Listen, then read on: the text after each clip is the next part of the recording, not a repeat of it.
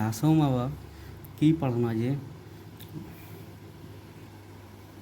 Hello दोस्तों, स्वागत है हमारे चैनल में टीचर्स गुरु अकेडमी।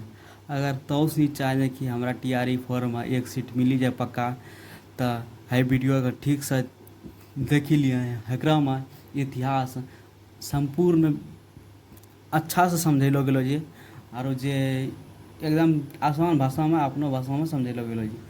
तो चलो पढ़े छे इतिहास रो पहला चैप्टर क्लास 6 रो एनसीईआरटी। ये भारत सरकार रो एनसीईआरटी के बिहार सरकार रो जरा सा देखे चैप्टर वाइज कहाँ से क्वेश्चन बने वाला है। एकदम बिल्कुल आसान भाषा में पढ़बे दोस्तों। तो स्टार्ट करे यहाँ से एनसीईआरटी चैप्टर कब कहाँ और कैसे। कब कहाँ और कैसे, तो यहाँ से पढ़े छे हजारों साल पहले क्या हुआ था। आप क्या हुआ था हजारों साल पहले क्या हुआ था यह कैसे पता लगाए।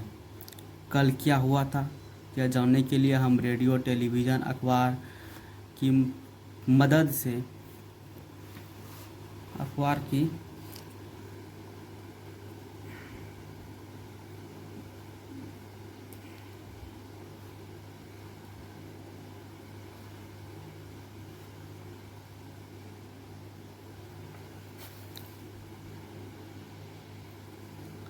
1000 साल पहले क्या हुआ था कैसे पता लगाए। कल क्या हुआ था, कल की होले यह जानने के लिए हम रेडियो देखे छे, टेलीविज़न पढ़े छे, अखबार पढ़े छे, मदद की लेते एकरा से मदद ले छे। 10-20 साल पहले की क्या हुआ था यह हम अपने माता या दादा दादी से या नाना नानी से जानकारी लेते हैं।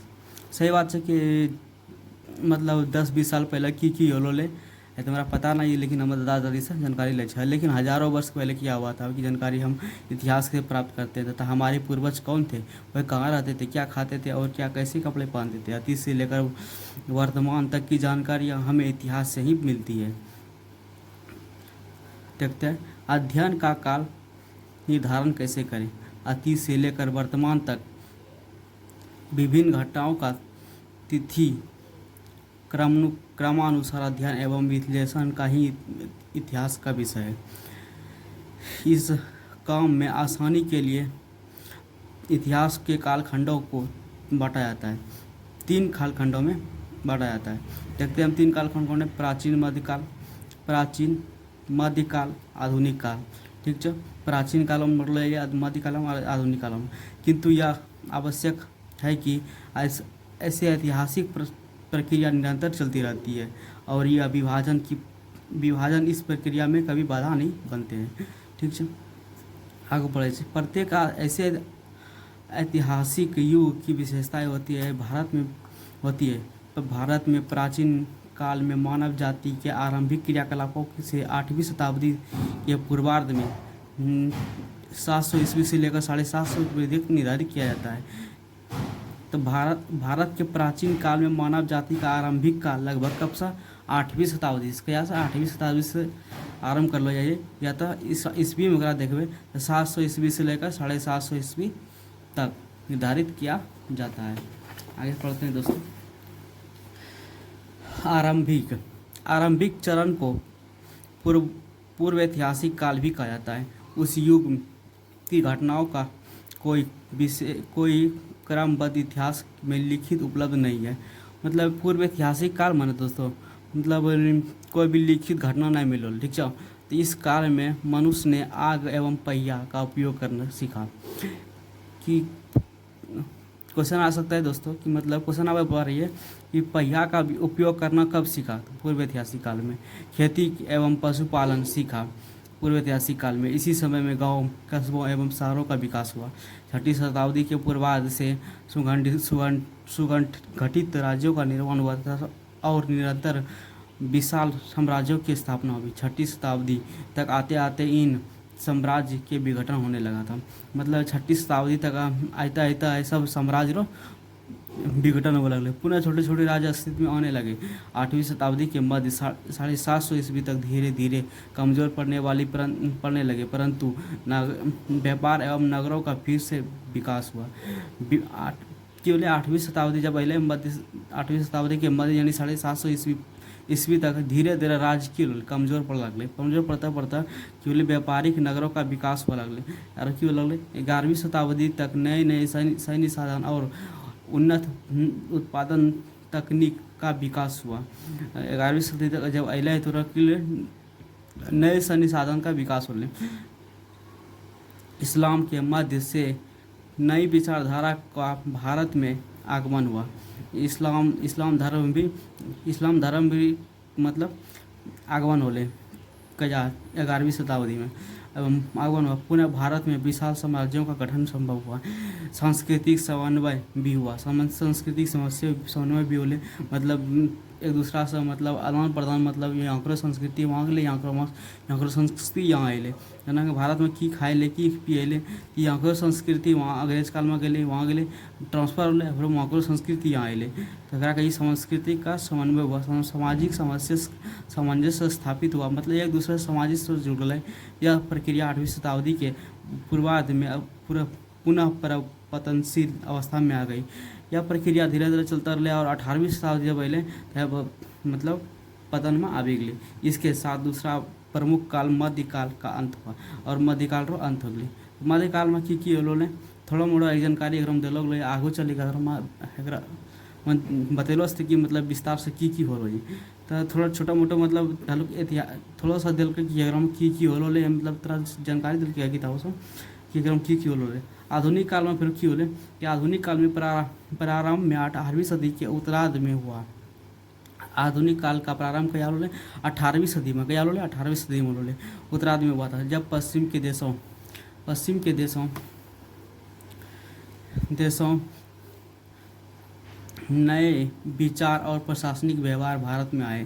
तो फिर पश्चिम के देशों से नए विचार और प्रशासनिक व्यवहार में शिक्षा स्वास्थ्य संचार एवं स्वास्थ्य एवं आगमन का प्रगति हुआ। तो मतलब शिक्षा अले स्वास्थ्य अले संचार अले 18वीं सदी में जब मतलब अंग्रेज नहीं अलो तो उस समय में शिक्षा भी अले स्वास्थ्य भी अले और सब संचार कर लगे में। दुर्भाग्यवश यह प्रशासनिक व्यवस्था विदेशियों के द्वारा स्थापित की गई थी। ये विदेशों द्वारा स्थापित कर लोग जब हमारे देश में आर्थिक संसाधनों का लाभ प्राप्त करना चाहते थे तो करना चाहते थे जो हमारे देश के आर्थिक संसाधनों को लाभ प्राप्त करना चाहते की कम से आधुनिक काल में अंग्रेजों की कम से कि हमारे देशों लाभ प्राप्त करे चाहिए मतलब कि बहुत सारा यहाँ से व्यापार करेगा ले जाए चाहिए। इस व्यवस्था को उपनिवेशवाद कहते हैं। इस व्यवस्था की गल के उपनिवेशवाद कहिए। इस उपनिवेशवाद के कहिए थोड़ा मोटा जानकारी जानी लिखिए। इसके अंतर्गत हम किसी उन्नत देश द्वारा किसी दूसरे कमज़ोर देश पर अधिकारी का उसका शोषण करता है। मतलब कि अगर हम कहें कि कोई भी उन्नत देश मतलब कोई भी मजबूत देश है और कोई भी कमजोर देश है जो कमजोर देश मजबूत देश होना कर कमजोर देश हो अगर जो शासन करिए तो की कहिए उपनिवेशवाद कहिए। अपना आर्थिक शोषण कराइए या तो कुछ काम करवा जबरदस्ती हो रखी गई उपनिवेशवाद करने में। स्वाभाविक था कि भारतीयों का इसके विरुद्ध में चेतना जागी और क्यों धीरे धीरे मतलब आधुनिक शोषण करता करता भारतीय संस्कृति होले मतलब विरोध चेतना जागले। 19वीं शताब्दी में उत्तरार्ध में भारत में इस औपनिवेशिक सत्ता का विरुद्ध अंतर्राष्ट्रीय सक्रिय हुआ जो सत्य अहिंसा के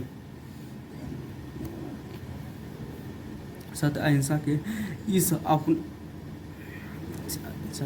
सिद्धांतों से प्रेरित रहा। क्यों 19वीं शताब्दी में सब जो मतलब इतना मतलब बढ़ी गया सब कि 19वीं शताब्दी में भारत में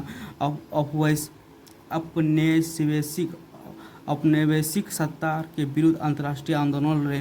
बहुत सारा आंदोलन रहे भारत में अंग्रेजों के खिलाफ जो स्वयं अहिंसा सत्य और अहिंसा के सिद्धांतों पर प्रेरित रहे। गांधी जी चले लड़े सत्य अहिंसा पर चले और 1947 ईस्वी में भारत में को आज़ादी मिली और एक नया संविधान मिला और तब जाकर 1947 में आज़ादी मिली भारत का और एक संविधान मिली। इस संविधान के द्वारा जनता को प्रतिनिधित्व द्वारा शासन का अधिकार मिला।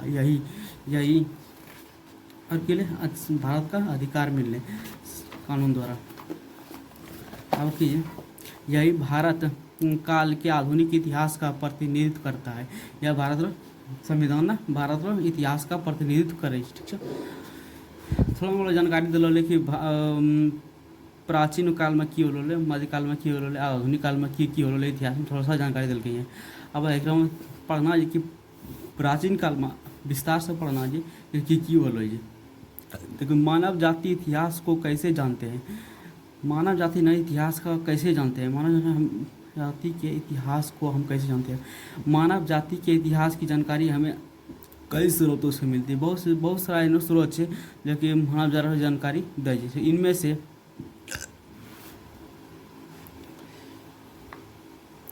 एक स्रोत अतीत में लिखी गई पुस्तक है। पुस्तक लिखी गई इस पुस्तकों को हम ढूंढ कर पढ़ते हैं और इन सभी राजाओं के आम लोगों को जीवन धार्मिक विचार एवं मान्यताएं, औषधियाँ तथा विज्ञान आदि सभी प्रकार के विषयों की चर्चा मिलती है। अगर हम की मिले अगर हम राजा जीवन मिले, धार्मिक विचार मिले, और औषधि की औषधि में उपयोग करेले और बारे में जानकारी मिले, विज्ञान आदि के विषय पर चर्चा मिले। जो इस पुस्तक को हाथ से लिखे जाने के कारण इसे क्या कहते थे, पांडुलिपि कहा जाती थी। है पुस्तक जो है मतलब हाथों से लिखलो जाए, इसीलिए अगर पांडुलिपि कहे। क्वेश्चन पूछा पा रही जो कि पांडुलिपि किसे कहते थे। पांडुलिपि जो हाथ से लिखी जाती थी, हस्तलिपि, उसे पांडुलिपि कहा जाता है। पांडुलिपि प्रायः ताड़पत्रों पर एवं भोजपत्रों पर लिखी थी। है पांडुलिपि ताड़पत्रों पर भोजपत्रों पर ही लिखलो जाए। बहुत से पांडुलिपियाँ अब नष्ट हो चुकी है, नष्ट हो गई। कुछ पुस्तकालय में संग्रहालयों में सुरक्षित है और कुछ पुस्तकालय में भी संरक्षित है। पटना की खुदा बख्श लाइब्रेरी एवं गोपालीगंज में भारत के गोपाल नारायण सिंह सार्वजनिक पुस्तकालय में ऐसी पांडुलिपियाँ सुरक्षित है। मतलब बहुत सारा लाइब्रेरी है जैसे कि पटना में है और गोपालगंज में भारत नारायण है। सब पुस्तकालय में अनेक पांडुलिपियाँ भी अभी धरलो है। संग्रहालय और अन्य संस्थाओं में भी आप पांडुलिपियों को देख सकते हैं। इसके अतिरिक्त निम्नलिखित स्रोतों के महाकाव्य एवं नाटक इत्यादि है। इनमें से सांस्कृतिक भाषा में लिखे गए प्राकृतिक एवं कन्नड़ वाला में, मतलब इनमें से कुछ पांडुलिपि जैसे संस्कृत भाषा में लिखलो गेलो है और कथी में लिखलो गेलो है, जबकि प्राक एवं तमिल और कन्नड़ भाषा में लिखलो गेलो है, ठीक है। अतीत हम अतीत की जानकारी अभिलेखों से प्राप्त करते हैं। अभिलेख पत्थर अथवा धातु की सतह पर नुकीले औजार द्वारा उत्तीर्ण किए जाते हैं। कितनी बार अभिलेख जैसे मतलब पत्थर से लेकर धातु मतलब जैसे लिखलो जाए, पत्थरों से लिखलो जाए या तो स्याही से लिखलो जाए तो हम लिखले जाते थे। इस अभिलेखों द्वारा अन्य पुस्तकों, लोगों एवं आदेशों के उपलब्धियों पर वर्णित है। इन्हें वैसी जगह पर लगाया जाता था जहाँ पर कि लोग अधिक से अधिक आते जाते थे। मतलब कि यह पांडुलिपि का मतलब जे लिपि लिखलो जाए पत्थरों पर, ऐसा जगह पर लगाए कि जहाँ की मतलब लोग अधिक से अधिक आवे और देखे लग रहा कि आरो तलक आदेशों पालन भी करे आलोचना, ताकि देखकर उसे निम्नलिखित आदेश का पालन कर सके। इसके अतिरिक्त बनाई गई इस्तेमाल में लाई जाने वाली वस्तुओं के माध्यम से हम अतीत की जानकारी प्राप्त करने में सफल होते हैं। हम की पता करे पड़े कि अतीत जानकारी के केना कौन चीज होले ऐसा में लिखा पड़े। ऐसी वस्तुओं में ईट पत्थर ईट से बनी इमारतों, अवशेष, हथियार, औजार, बर्तन, आभूषण की मूर्तियाँ, चित्र एवं सिक्के आदि आते हैं। बहुत सारा जैसे अगर हम वस्तु प्राप्त होलो जकरा की औजार, हथियार, बर्तन, आभूषण एवं मूर्तियाँ इत्यादि सिक्के भी प्राप्त होले। ये वस्तुतः पुरातात्विक स्रोत के रूप में जाने जाती थी, अर्थात प्राचीन होने के कारण इन्हें अवशेषों की जन्म की खुदाई प्राप्त किया जाता है। सब जब खुदाई करी है सब मतलब वस्तु प्राप्त कर लो जाए। पुरातात्विक वस्तुओं का अध्ययन करने वाला क्या कहलाते थे, पुरातत्वविद कहलाते थे। क्या कहलाते थे, पुरातत्वविद कहलाते थे। जो कि पुरातत्व वस्तु और अध्ययन करे ओकरा की कहले, पुरातत्वविद कहले, ठीक है। आगे चले लिख लो कि पुरातात्विक वस्तुओं का में जानवरों एवं पक्षियों एवं हड्डियाँ भी मिलती है। हड्डियाँ भी मिलती है। इससे अनुमान लगाया जा सकता है कि अतीत में किस आकार प्रकार के जीव आए जाते थे। अनाज एवं कपड़ों का अवशेष प्राप्त हुए। इससे पता चलता है कि हम अतीत में लोगों के पास खाने के लिए कौन कौन सी अनाज थे और किस प्रकार पर कपड़े पहनते थे। आगे पढ़ते हैं। डॉक्टर स्पूनर ने पटना के कुम्हार नामक स्थान में खुदाई के द्वारा चंद्रगुप्त मौर्य के राजमहल पर स्तंभ निकले हैं। कि निकलो ये चंद्रगुप्त मौर्य रो स्तंभ कहाँ मिल रही है? तो पटना के कुम्हार नामक स्थान पर। कहाँ मिल रही है? कुम्हार नामक स्थान पर। इस खुदाई में सोने के बैलों के टुकड़े प्राप्त हुए हैं। सोना के बैलों भी टुकड़ा भी प्राप्त हुआ है। इस मगध के साम्राज्य की समृद्धि एवं सभ्यता का प्रकाश प्रभाव भी पड़ता है।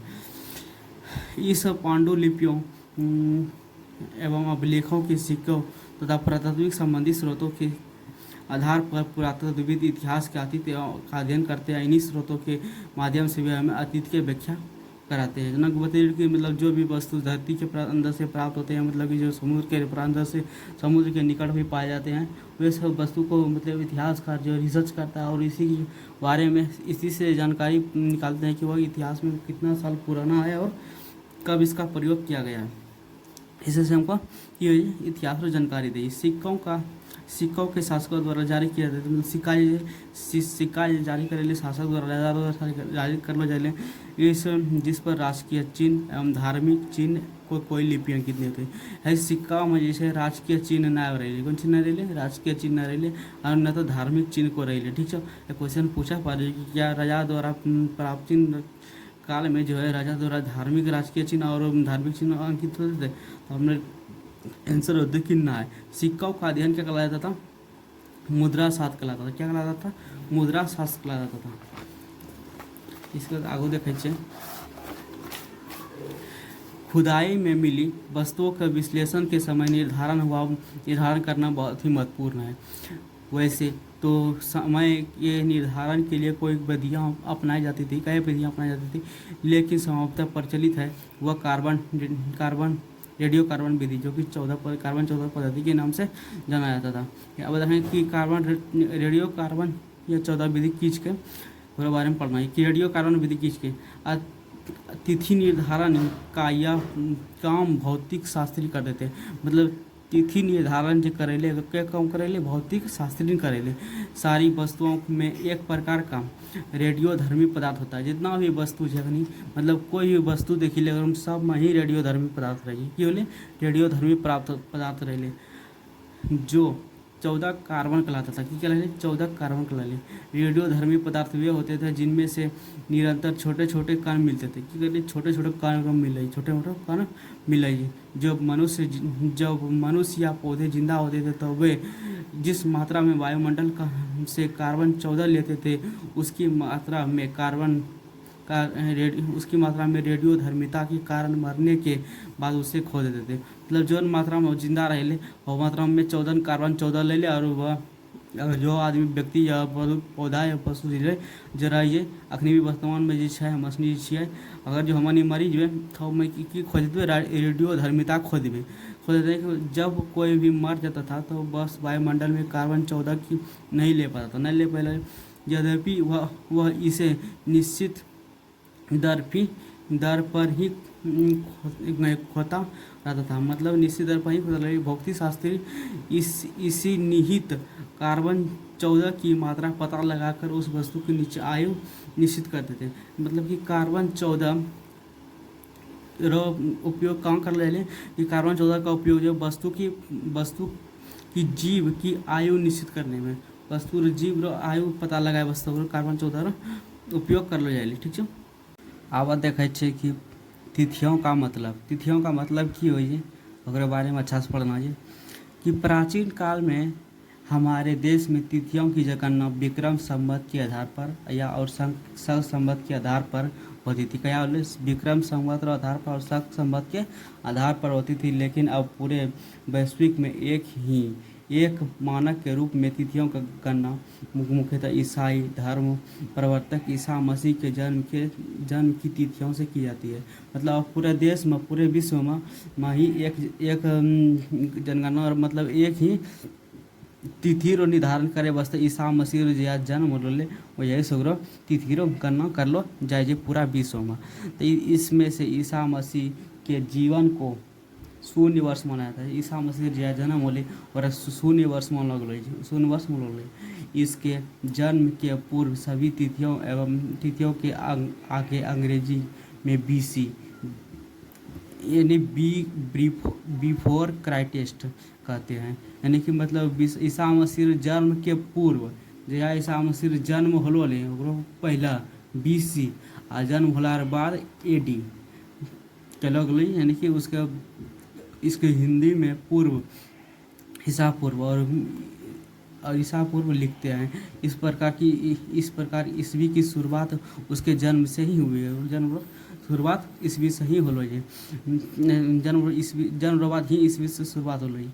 यदि हम किन्हीं 2009 में 9 की ईसाइयों में एडी एनो डोमनी लिखते हैं। यानी कि एडी की लिखे छे एडी एनो डोमनी लिखे छे। तो इसका तात्पर्य है ईसा मसीह के बाद, ईसा मसीह के बाद 20 एडी और ईसा मसीह के जन्म के पहले बीसी लिखे छे। इस प्रकार इसे 250 ईस्वी पूर्व ईसा पूर्व लिखा हुआ मिलता है। इसका अर्थ होता है ईसा मसीह के जन्म से पहले 2500 वर्ष पहले का समय, मतलब और समय। अब देखे कि भौगोलिक पृष्ठभूमि प्राचीन काल से लेकर अब तक भारत के इतिहास को समझने के लिए सर्वप्रथम उसकी भौगोलिक रूपरेखा की जानकारी आवश्यक है। मतलब इतिहास को समझे वास्ते भौगोलिक रूपरेखा और जानकारी आवश्यक है। भौगोलिक दृष्टिकोण से भारत को मुख्यतः 4 भागों में बांटा गया। कितना भागों में? 4 भागों में बांटल गया है। पहले इसकी पर्वतीय उत्तर के पर्वतीय प्रदेश, उत्तर और जितना भी पर्वतीय प्रदेश से और जो कि तराई के जंगलों से प्रारंभ होकर हिमालय के शिखर तक फैले हुए हैं। जो कि कहाँ से? तराई के जंगलों से प्रारंभ होकर ही शिखर हिमालय के शिखर तक फैले हुए। और पर्वतीय क्षेत्र का जिसमें कि कश्मीर, कांगड़ा, कमायूं तथा सिक्किम के प्रदेश मिलते हैं। अगर हम की मिले किस कश्मीर क्षेत्र मिले, कांगड़ा, कमायूं तथा सिक्किम प्रदेश मिले। उत्तर मैदान में की मिले पहले अगले पर्वतीय मैदान, दूसरा अगले के पर्वतीय क्षेत्र पर, यह पर्वतीय क्षेत्र बोला पा रही है, प्रदेश बोला पा रही है। उत्तर मैदान मैदानी उत्तर मैदान क्षेत्र में अपनी भूमि उपजाऊ थी जिसमें अधिक पैदावार के लिए प्रसिद्ध है। इनमें से सिंधु, गंगा, यमुना सहायक नदियाँ की सिंचाई के काम में आते हैं। ऐसा नदी जैसे गंगा यमुना नरू सब नदियाँ सिंचाई के काम में आते हैं। मैदान के क्षेत्र में यह देश भारत का सर्वाधिक उपयोगी क्षेत्र, मतलब जैसे जहाँ भी ये नदी है नदी के क्षेत्र में आसपास भूमि जो उपजाऊ के क्षेत्र में आवे है। उत्तर मैदान पहले अगले की पर्वतीय क्षेत्र, दूसरा अगले मैदानी क्षेत्र, तीसरा अगले की दक्षिण के पठार के अंतर्गत दक्षिण पठार के क्षेत्र, दक्षिण पठार क्षेत्र अगले और चौथा अगले सुदूर मैदानी गोदावरी तथा डेल्टा वाले प्रदेश। ऐसा अगले कौन सी 4 भाग भौगोलिक दृष्टि से बांटल गया है। अगर हम जखराम की दक्षिणी पठार के अंतर्गत में क्या हुई नर्मदा नदी एवं तप्ती नदी बहती है। अगर हम क्या हुई नर्मदा नदी तप्ती नदी बहती है, इसमें विंध्य के तथा सतपुड़ा की पहाड़ियाँ हैं। विंध्य तथा सतपुड़ा की पहाड़ियाँ कहाँ पर? तो वहीं पर, तो हमारी व्यवस्थी एमपी में, मध्य प्रदेश में। ये उत्तर भारत के दक्षिण को पृथक भारत को अलग करती है। मतलब उत्तर भारत को दक्षिण भारत से अलग कौन करता है? तो सतपुड़ा की पहाड़ियाँ भी होते हैं।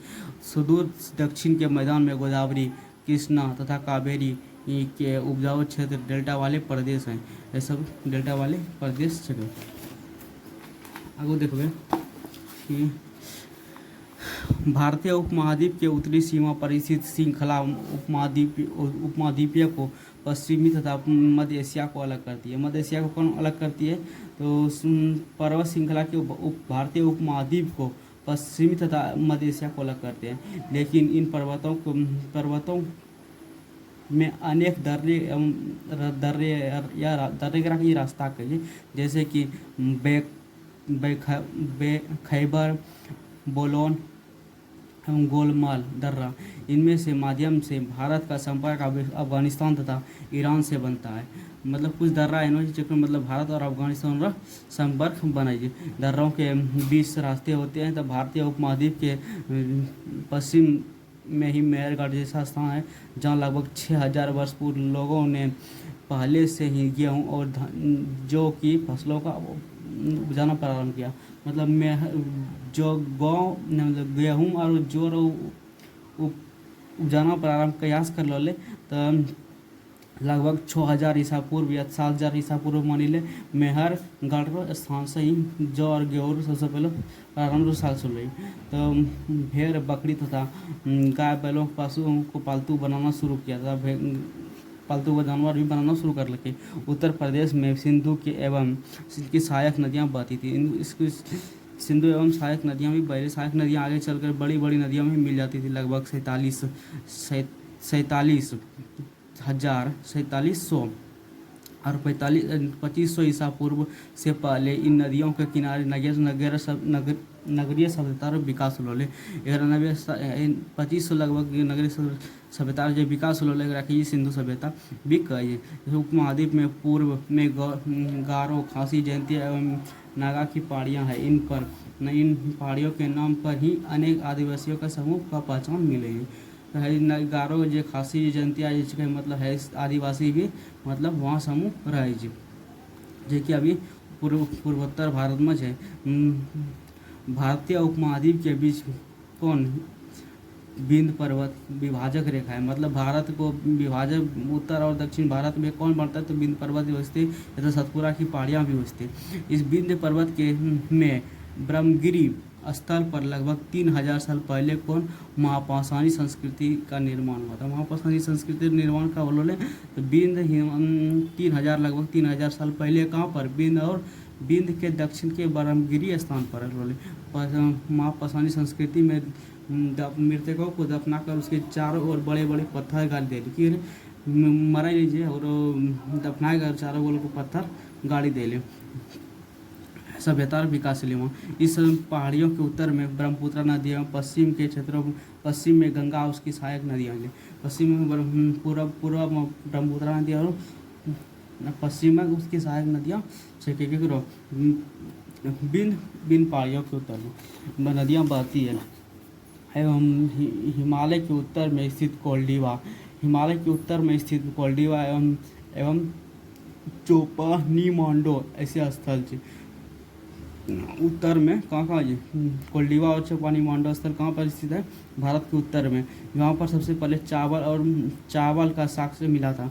चावल का यानी धान उपजाया जाता था पहले। आज सबसे पहले गेहूँ और जौ कहाँ उपजाया जाता था। सबसे पहले गेहूँ और जौ जो कहाँ उपजाया था तो मेहरगढ़ में उपजाया गया था। कहाँ मेहरगढ़ में उपजाया गया था।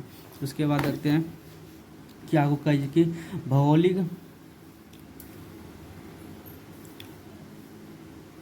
भौगोलिक रूपरेखा के इस विवरण के स्पष्ट है कि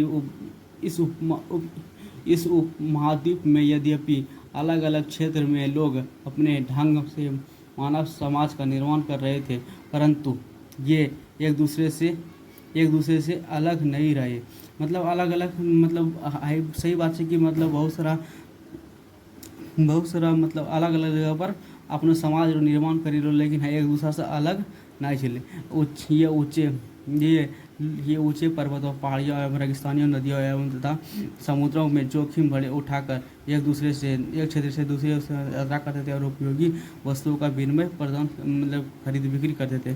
मतलब ऐसा भी अपना करे ऊंचे पहाड़ पर्वतों पर जाए रेगिस्तान से जाता हुआ मतलब दूसरा प्रदेश में जाए जहाँ पे आरू सभ्यता विकास हो रहे वहाँ जाए आरू की करे एक दूसरा सामान खरीद बिक्री करे विनिमय वस्तु प्रणाली कहिए करेली। इसके अलावा शिक्षा देने के लिए धार्मिक गुरु हमेशा भ्रमण करते रहते हैं। मतलब शिक्षा मतलब आजकल ट्यूशन जो पढ़ाई भ्रमण करता रही यहाँ पढ़ाई वहाँ पढ़ाई। भारतीय उपमहाद्वीप के बाहर लोग भी खैबर, बेलोन और गोमल के रास्ते भारत आते थे। मतलब भारतीय लोग भारतीय उपमहाद्वीप के बाहर से लोग भी जो आवेले तो कौन सो खैबर बेलौन कोमल के रास्ते ही भारत आवेले। आगमन संस्कृति का आगमन से ही हमारी संस्कृति का परंपरा में समृद्धि आई, मतलब संस्कृति और समृद्धि वाले विकास वाले। हम अपने देशों में प्राय अपने देश के लिए प्राय इंडिया भारत जैसे शब्द के नामों का प्रयोग करते हैं। इंडिया के लिए शब्द का प्रयोग करते हैं इंडिया, भारत का में इंडिया कहते। इंडिया शब्द का इंडस से निकला है। कहाँ से निकला है? इंडस से निकला है, जिसे ये संस्कृति में सिंधु कहते हैं। तो संस्कृति में सिंधु किसे कहते हैं? तो इंडस को संस्कृति में जिसे संस्कृत में सिंधु कहते हैं। तो इंडिया को संस्कृत में क्या कहते हैं? सिंधु से।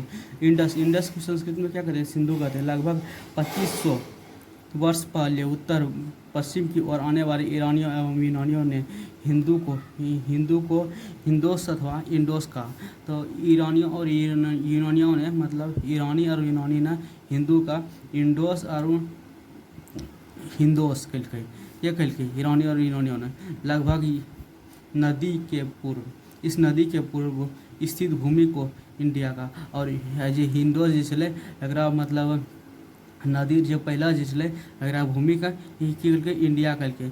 इंडिया फारसी में यही शब्द हिंद फारसी में इंडिया का की कहिए? हिंद और हिंदू और एवं हिंदुस्तान कहते थे। हिंदुस्तान को फारसी इंडिया को फारसी में क्या कहते हैं? हिंदुस्तान कहते हैं या तो हिंद कहिए। नामों से उत्पत्ति के कारण था। इसी तरह एक दूसरी मान्यता के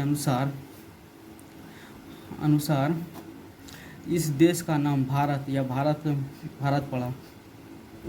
भारत नामक भूमि के नाम पर पड़ा, जो उत्तर पश्चिमी क्षेत्र में रहते थे। इसका उल्लेख ऋग्वेद में लगभग 1500 ईसा पूर्व में मिलेगी। और उल्लेख क्या मिलेगी? लगभग 1500 ईसा पूर्व में मिलेगी।